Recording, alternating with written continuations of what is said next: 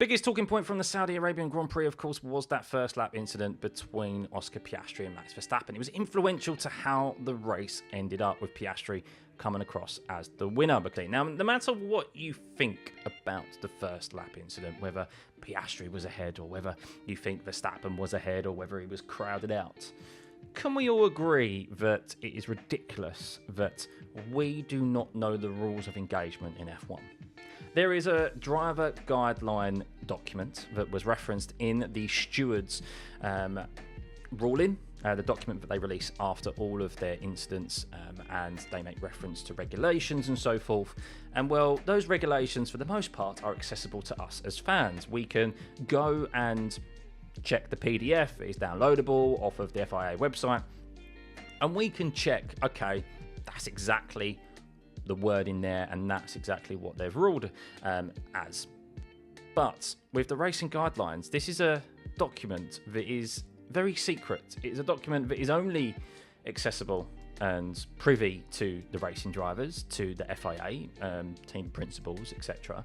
And we as fans, we as spectators, the media, have no idea what this includes. We have no idea what the rules of engagement are when it comes to racing, and that is utterly ridiculous. I don't know any other sport in the world where you don't know the rules of engagement. You don't know the basic rules, even as a casual viewer. I can tune into tennis, and I know what the basic rules are. I can tune into cricket. I can tune into badminton. I can tune into rugby, football, and yes, there's always regulations, there's always guidelines, and there's specifics around specific scenarios, and you may go, oh, why has that been ruled as such? But for the most part, you could probably do a bit of digging, a simple Google search, and find out, oh, there's that rule in there. That's the reason why that was given as such. And it makes it a much more of an enjoyable experience as a casual viewer. And if you're even more into those sports, of course, you'll know the ins and outs pretty much, and you can inform those who aren't as such and those who are asking questions. F1, no, we don't know the rules of engagement. We watch F1 for racing, for overtaking, and we don't know what the rules are when it comes to overtaking. The only thing I think we can only pretty much agree upon is that there is this ahead at the apex rule. We knew that was the case last season. The racing guidelines were leaked. This suspicious document, this secret document, was leaked last year, and we saw that there was stipulations around the ahead of the apex rule, mainly because of what happened with Max Verstappen and Lando Norris at Circuit of the Americas. And then, of course, that came to the forefront in Mexico as well, whereas Lando was ahead at the apex at turn 4, I think it was. Although he was on the outside, he was ahead at the apex. Max crowded him off because he thought he was ahead of the apex, rolled off the brakes, and that's why Max got a penalty there. So we know that the only consistent thing with these racing guidelines is that, yes, you need to be ahead at the apex, because Oscar Piastri was deemed to be so here in this turn 1 incident. Many will state that Max Verstappen was ahead at the apex, but he wasn't at the point of the apex, the peak of the corner, which is an issue in itself, because where do you deem the peak of the corner to be? The apex, it can be different corner by corner. It's also something we as fans don't know where the stewards are drawing that line. Is there a physical line? Does it change from corner to corner? It's all so messy, and unfortunately as fans we don't know where that literal line is, and it's ridiculous. Ahead of the apex rule was ridiculous in itself anyway. I don't know why some of the best drivers in the world aren't enforced to leave racing room. I mean, other motorsport series do it much better, and that's why we get multiple corners of side-by-side battling. Just go check out World Endurance Championship, GT3 racing, supercars. I mean, it's brilliant, on the edge of your seat stuff that we are devoid of in F1. I mean, overtaking is difficult enough with the current regulation and dirty air and so forth. I don't want to see battles ended after the first corner. Piastri and Verstappen are talented drivers. They are brilliant drivers. They are skillful enough to be able to make that first corner side by side and leave fair racing room. many will say, well, Oscar, it was down to Oscar to do so. Well, look, Oscar has only utilised the rules, the only rule that we know of out of these racing guidelines, to his advantage. Something that Max Verstappen has done better than anyone over the previous years. Max Verstappen has been praised for knowing the rules and making the stewards force him into a penalty, basically, and others, by using this rule to his advantage. And for the first time, I think ever, or in a very long time, he has become foul to this. We knew that inside line, whoever started on the inside, was going to basically do this. Max, if he was starting on that inside line, he 100% would have done this. It's my corner, I'm into it first, you take to the escape road. And Oscar Piastri forced Max to do the same.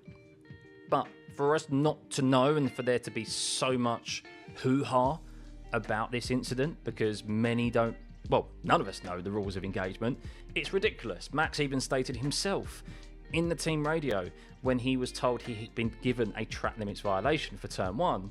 He went, well, we were told in the driver's briefing that that was not going to be the case. Okay, that's also another thing for us. Why do we not know, as per the driver briefing, what the rules are for the track? What have they agreed? It doesn't have to necessarily be publicly broadcasted to us like it did in the past, which was brilliant, by the way. Why are we also not given that information? There's so much that we are not told as fans that makes the viewing experience more difficult for us. And I don't know any other sport out there that tries to actively make their sport more difficult as a viewing experience. Now, Liberty Media have done brilliant in relation to making the broadcast more accessible for us. That F1 TV is absolutely brilliant. But when it comes to the rule regulation side of things and the ruling side of things, i.e. the FIA, it is so backwards. It's so backwards. And well, you could say Mohammed bin Sulayem, yeah, I'm saying it, here's the root cause of this. Many will also notice that Max Verstappen was very short and seemed to be very miffed after the race, in the cool-down room, in interviews, and many thought it was because he was upset about what happened in the first corner. No doubt he was upset. However, what truly seems to have made him this way, and why he was so miffed off, is because there is footage, I don't know if you've seen it yet, of Mohammed bin Sulayem chatting to Max and having a word with Max after he's just got out of his car, he's taken his helmet off, and you can only imagine what's been said to him. Don't go and say anything bad against the stewards. Because while you may disagree with Max, and Max may have come out and said, look, I thought I was ahead of the apex, which he's entitled to think if he hasn't seen any footage and so forth,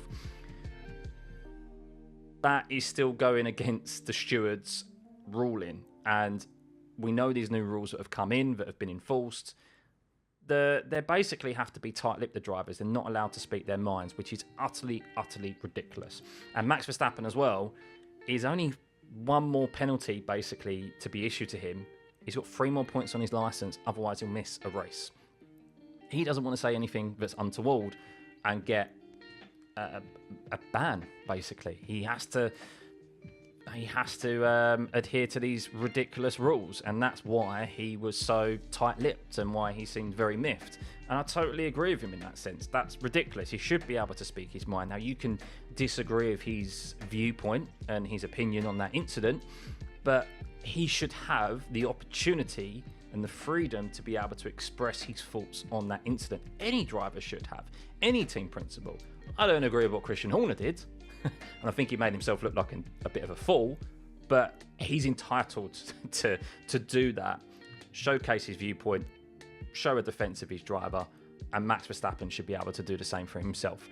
So yeah, so many things wrong on the FIA side of things, and I just want to see good racing, man. Is it so hard to ask for? And I think, yeah, the root cause of all of this comes from the FIA, because this is the point we're at. So yeah, let me know what you think in the comments below. Hopefully we get at least these guidelines released to the public. I don't know why they're so held close to their chest. And we get more transparency when it comes from the FIA. However, I don't think, and I think it's guaranteed, we're not going to get that if MBS is still the president after this year. We're definitely not going to get it while he's the president. that's for sure.